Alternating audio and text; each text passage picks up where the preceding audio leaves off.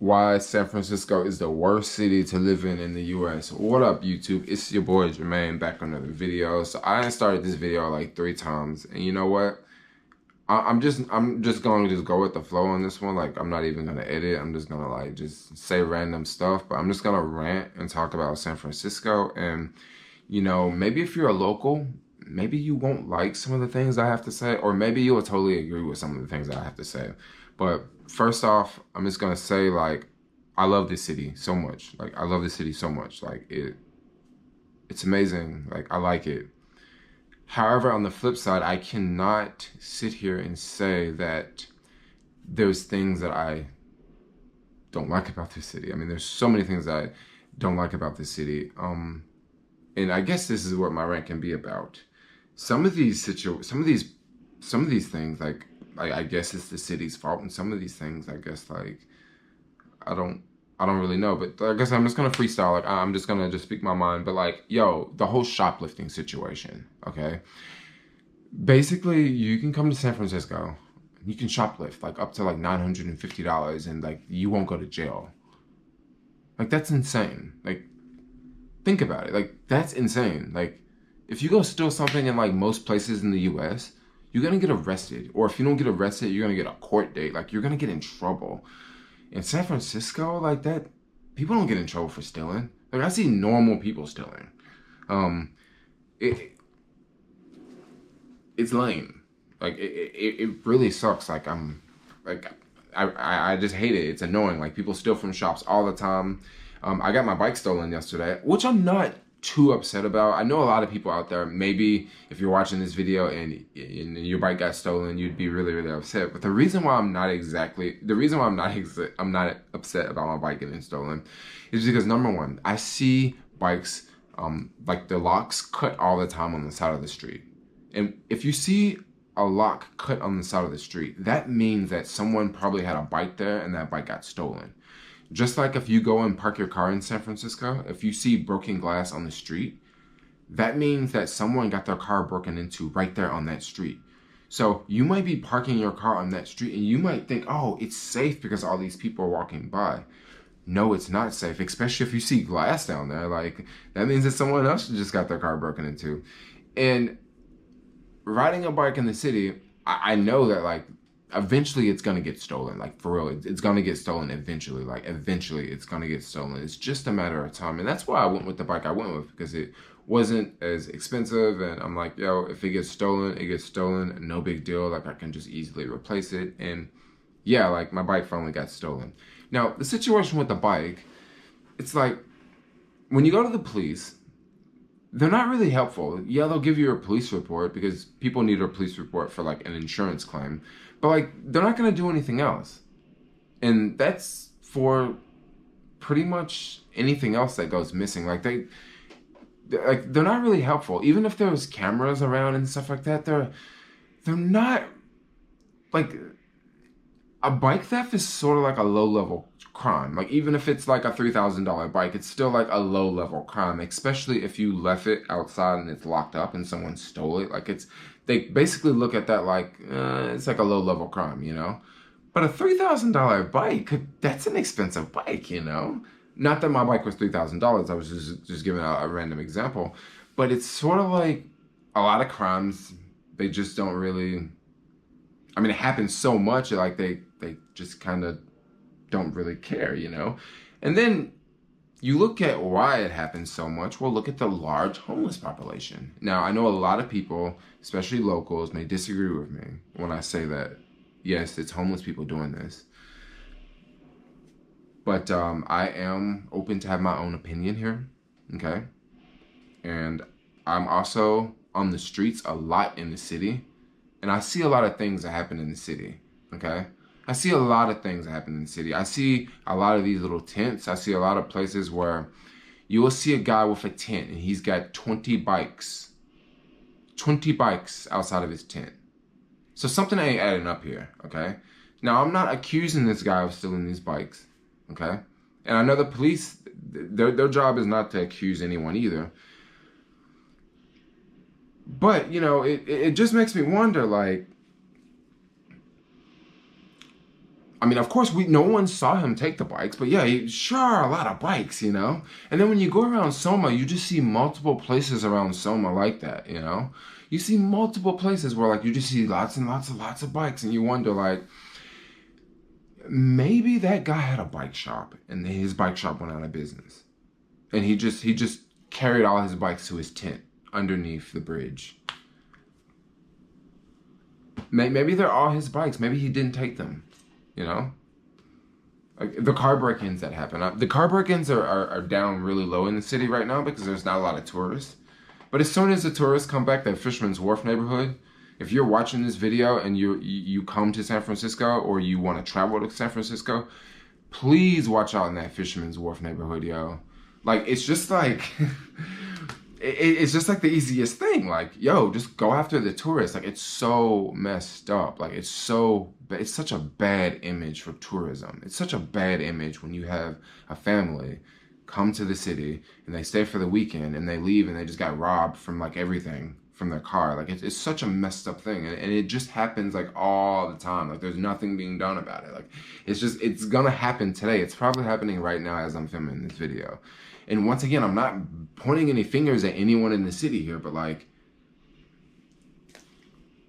when someone gets caught like stealing a bike or breaking into a car and they don't, and then they go to jail for like a day or 2 days, it's almost like for them, it's almost smart to just keep doing it. It's almost like that's a good business. You know, I can break into a car, maybe I can get like a couple $1,000s worth of crap, and then I sit in jail for 2 days. Right? And you just stole $3,000 worth of stuff out of someone's car, and you can make like $1,500 off of that. $3,000 divided by 2 days in jail, that's $1,500 a day. Okay? So for them, it's a good deal, you know? Okay, the homeless situation. Now, let's talk about that, because I mean, I guess if I really want to really push people's buttons in the city, you just talk about homeless people, right? You just talk about homeless people because they are the biggest victim. Or are they the biggest victim? Okay? So look at this scenario. There's a lot of people in the city that are protesting and they want the city to open up hotels for the homeless. Now, the city of San Francisco actually doesn't own any hotels. All the hotels are like, they're all companies that own the hotels, right? So the city would have to make deals with the hotels, and the city would basically have to pay the hotels, right? Now, if the city just magically one day just said, look, this is what we're going to do. We're going to take all the homeless people. We're going to take them all off the streets. We're going to put them in hotel rooms. We're going to take all the homeless people off the streets. We're going to put them in hotel rooms, okay? There will not be any homeless people in SF. If San Francisco could magically do this, if they could magically do this, guess what? It would be like a phenomenon, okay? It would be the biggest news thing all over the world, okay? San Francisco eliminates its entire homeless population overnight. San Francisco took all their homeless people and put them in hotels. Like, it would literally be amazing. It would be awesome. For about 1 day. For about 1 day. Because you know what would happen? Homeless people from all over the country will be coming to San Francisco now because they could be taken care of. Okay, so, you know, people in San Francisco want to throw out the same argument. They want to throw out this argument. Well, for homeless people to get housing in a hotel in San Francisco, you have to be in the system and be registered as homeless. Okay, that's complete BS too, okay? If you are watching this video from outside of San Francisco and you want to come here, I'm not telling you to come here, but I'm just letting you know how the system works around here, okay? If a homeless person comes from outside of San Francisco, right, and they go walk in the middle of Market Street and start screaming that they're sick and they're not in the system, you think they're going to leave this person standing out in the middle of the street screaming, I'm sick? You think they're going to leave them standing out in the middle of the street? No, they're not. They're going to take them. You know where they're going to take them? We're in the middle of a pandemic, and you can't have someone screaming in the middle of the street like that. Like, that's going to be all over the internet. That's going to be viral. You can't do that. So it doesn't matter where that person's from. They're going to take that person in, you know? But then at the same time, the city is that they don't, I really think, my whole thought about the city, I really think that they don't want to do too much for the homeless population, because if they do too much for the homeless population, guess what? The problem is only going to get bigger. And then also, if they sort of, another problem that the city can run into, if they like say, look, we want to eliminate this homeless problem completely, right? We want to eliminate it completely. And they had basically unlimited money from outside, and if they want to get rid of it completely, another problem that the city could run into is how would they extinguish that problem?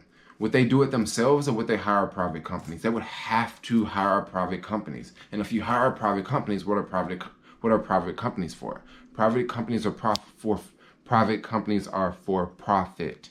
Okay? When private companies are for profit, guess what? They want to stay in business. They want to stay in business. They're just like Tinder. Like, Tinder doesn't want you to find a partner, because if you find a partner, you're going to be off their app. So they don't want you to find a partner. They want you to keep coming back. They want to stay in business. And it's the same thing with, rehabilitation clinics. They need to stay in business, right? So they need people coming through to stay in business. So, I mean, how do you fix this situation?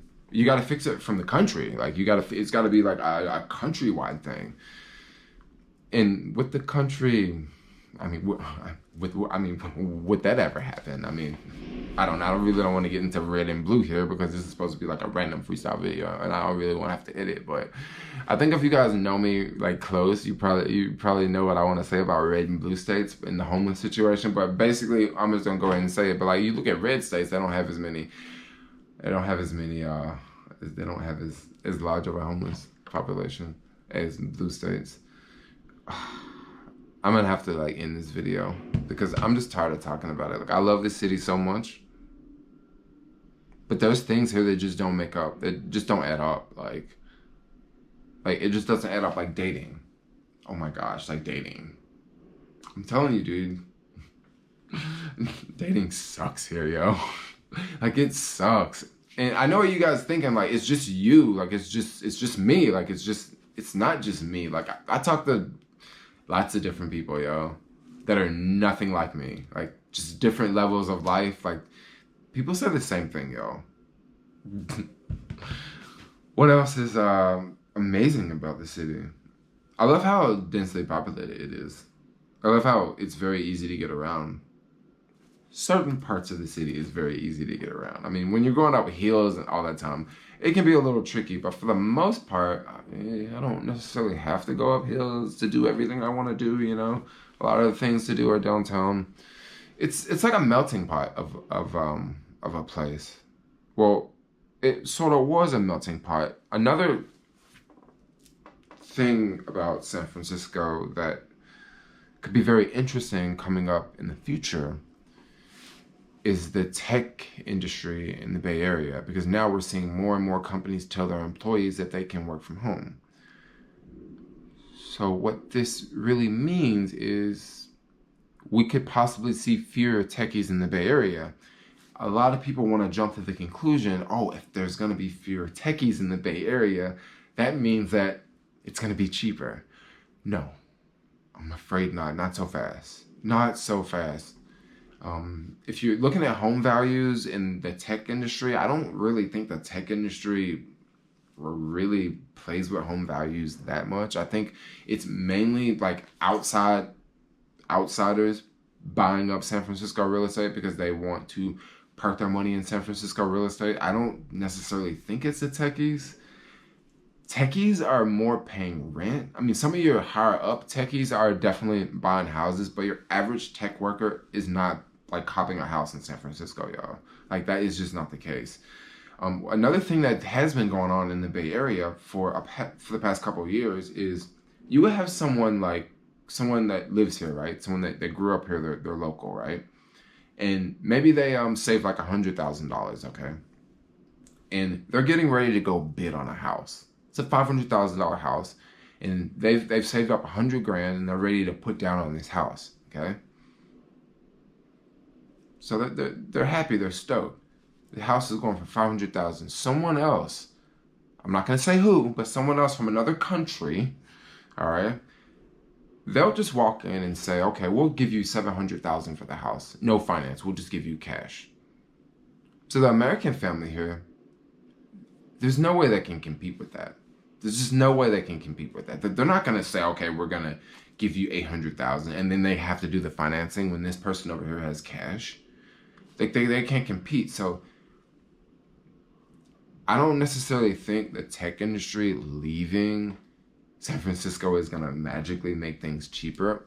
Maybe in the rental markets, things could possibly go down. But for things to really get cheap, like, it would have to be a lot of people leaving the city.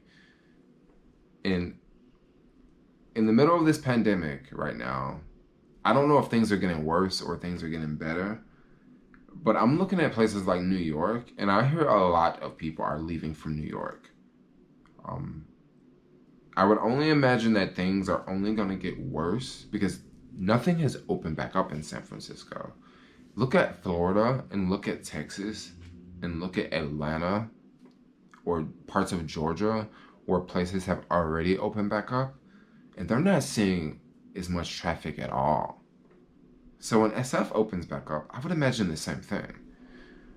Yes, it will be busier than what it is today, but it won't be like it was 2020 BC. And what I mean by 2020 BC, I don't mean 2020 before Christ. I mean 2020 before Corona, because those are different times. Those are great times back then. We're living in different days now. We're living in very, very different days. We're living in days where it's okay to walk in the bank with a mask on. You know? 2020 BC, me walking in the bank with a mask on and sunglasses and a hood over my head, they would think I was there to rob the place. But now, I'm there protecting myself. And I'm also protecting them. So I don't know. It's just a random freestyle video I just sit here and made. I'm gonna go upload this one really fast. I gotta go pick up a rental car. I'm about to get the hell about this city for a little bit because I've been up in here ever since this lockdown started. But who knows? I think your boy Jermaine might take a little road trip. I might do some US travel, yo. I don't know. You think I should do some US travel? If you think I should do some US travel, let me know. But anyway, let me know in the comments below. Like, comment, subscribe. Peace out, yo. Thanks a lot for watching this freestyle. Just a random video.